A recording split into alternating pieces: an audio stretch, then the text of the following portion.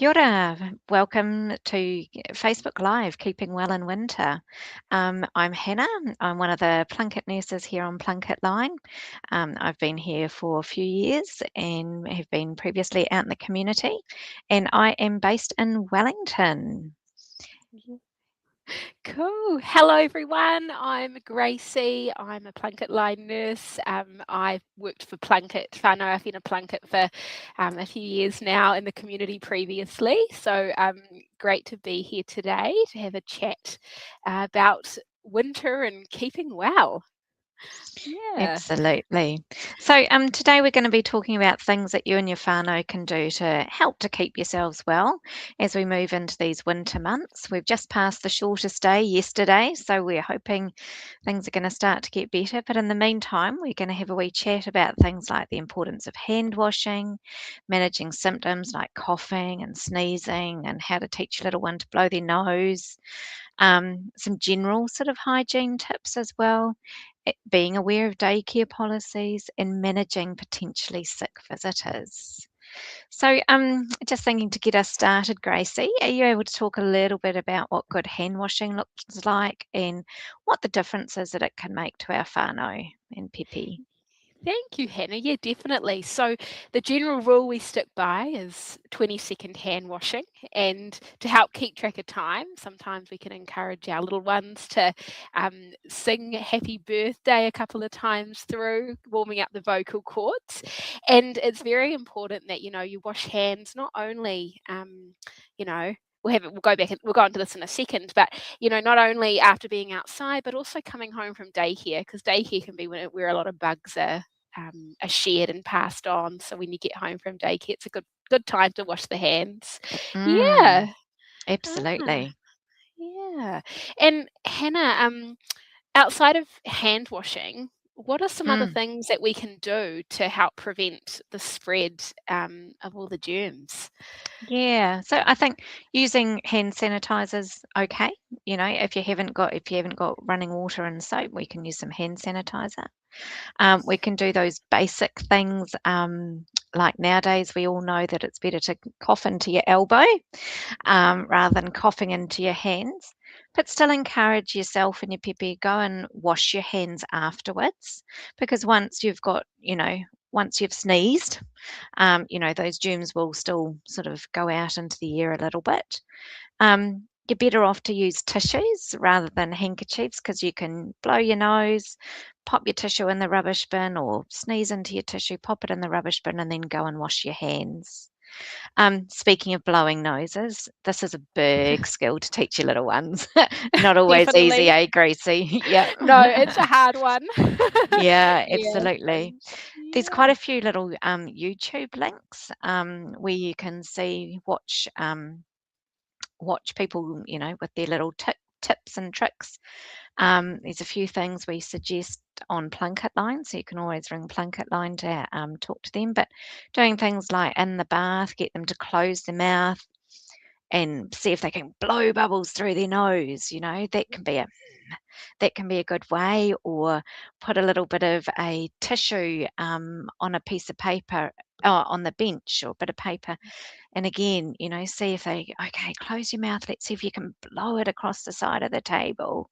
But it's going to take a lot of time and practice. But in the meantime, as parents, wipe their runny noses, wash your hands, because that's going to help prevent that. And I think, yeah, I think that's good. Have you got any other tips around that, Gracie? I think you've covered that really thoroughly, Hannah. I think, yeah, definitely getting them to blow their noses is very important if they can, but just because of all the, nasal congestion that can cause all sorts of issues. So no, Yes. I think that's good. Yeah. Yeah, and Great, great. using little nasal drops, and the little baby's nose can be a good thing to do as well to keep it clear if they don't know how to blow their nose. Yeah. Yeah, yeah, good point, good point. So what about those little pēpi that are at daycare perhaps? So, because we know, there's lots of pēpi usually there, Yes. and those bugs can just go round and round. Have you got any tips around that, Gracie? Yeah, so I guess the important thing is every daycare has different policies and rules and regulations, but I guess it's good to be familiar with your tamariki's daycare policy. What's the rules if they have a cough or Mm, cold? How long do they have to be off daycare for? And what's the rules around that? And having a chat to the early childhood teachers as well is a great way to learn some other tricks as well to keep safe from the bugs, and keep the germs down. mm, And you know just being able to follow those simple practices to try and reduce the spread of bugs. That's the biggest thing. You can't stop the bugs from being mm, spread, but you can do those little simple practices to help. Yeah. mm. And Yeah. we know as well, Hannah, like immunizations is one of the best ways that we can help prevent, reduce illnesses. Yeah. And Yes. what's out there in the community that we can, like, what's around that Mm. that we can offer, or children can have. Yeah. Absolutely. So I think, there's a few things out there that are really good. And starting right from when mama are hapu, I think it's really important that they can need to know that they can get vaccination for whooping cough.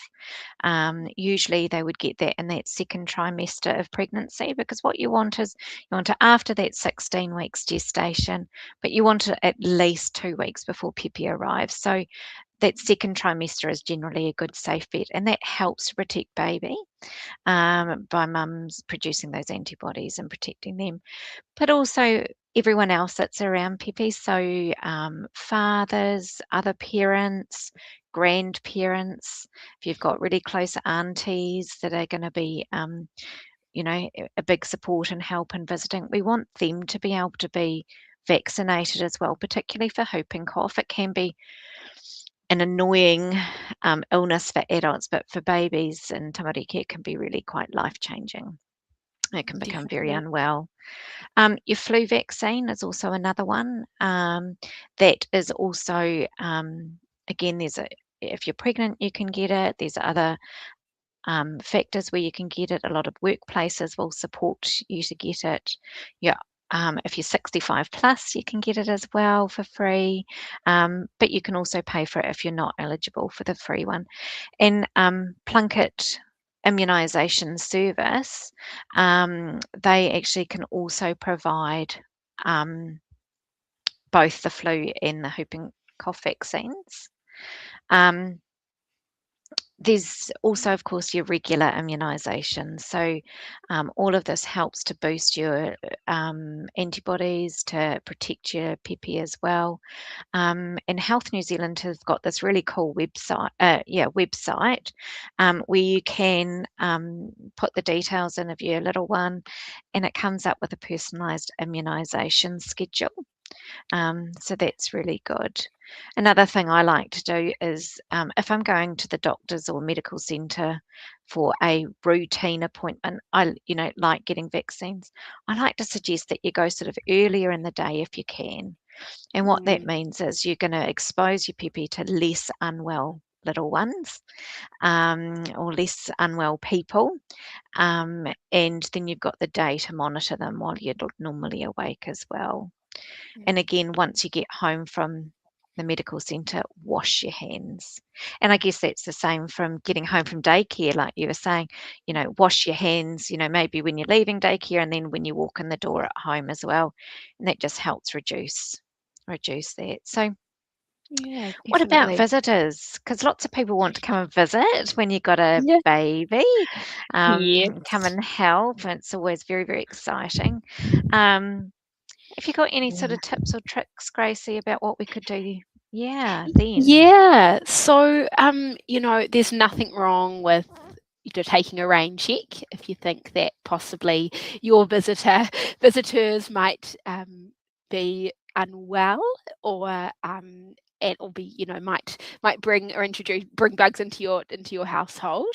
And Mm, I guess this is extremely important if you do have young pēpi, not only young, but any baby that's got any immunocompromise going on, or has mm, been born prematurely. You just want to take that extra precaution. However, with the winter months being here, it is really important that you still get out and about. It's yes. good for all. It's good for our mental, our emotional health. So getting out and about Mm, in winter, but taking the measures to reduce the germs. So, such as hand washing when you go in it, after, before eating, during food preparation, after eating, going out, and once you've been out and about in a public area, or playing with dogs or other animals, it's really important just that hand washing is the key thing, as yes. well, and hand hygiene. Um, and just I guess another good piece of advice is just sort of kindly requesting that visitors don't kiss your baby, particularly around the Mm, face lip area. Um, you know, um, we don't want we like it's good to keep distance, keeping mm, our babies' faces or children's faces away from others that clo- close contact. We should just avoid that to just stop the mm, spread of bugs. And and pēpi, particularly little ones, they're still building their immunities. So it's something that might be quite mild for an adult, or possibly an older child, or older person, mm, may be less, maybe more harmful, and pose more risk for that baby to get unwell. Um, mm. so yeah. So Hannah, do you have any other advice that you can give, like that you've got any tips or tricks up your sleeve, that anything else we've missed? Yeah, no, look, I think, the key thing, is that 20, that 20 seconds of hand washing. I think it's a good reminder. 20 seconds is actually quite a long time. Mm, But our little ones we know are not going to want to sit there and wash their hands for that long. So making it fun, yeah.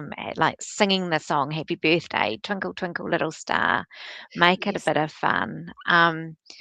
Talk to your daycare, if your little one's attending ECE, what's their parameters and guidelines. I think that's really important. And, hydrate, that's really important as Ah, well. Yeah, and I yes. love your tip about getting outside. I think getting outside, that fresh air, in winter we often just want to bundle up and stay inside. And, it's actually good to get out, get that fresh air. Get that fresh air. Definitely. Yeah, it's good Definitely. on.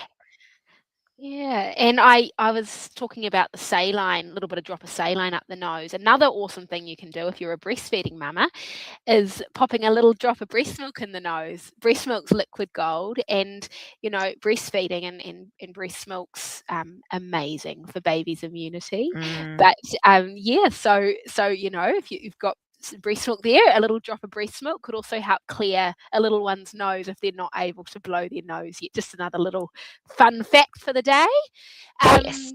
Um, but yeah, yeah, thank you so much, Hannah, for presenting with me. It's been a good chat, and we've got some more coming in the week.